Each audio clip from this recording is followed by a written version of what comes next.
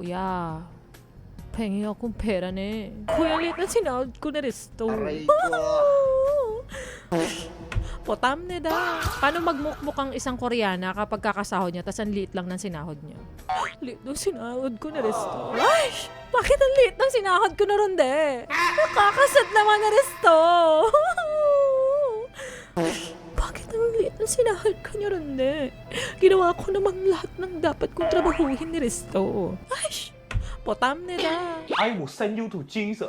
Dami kong na-late ba na ron de?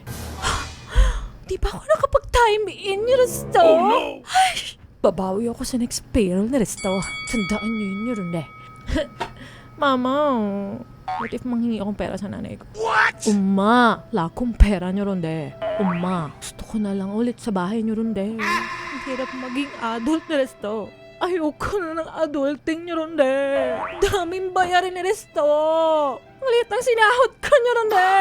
Uma, Uma, Uma.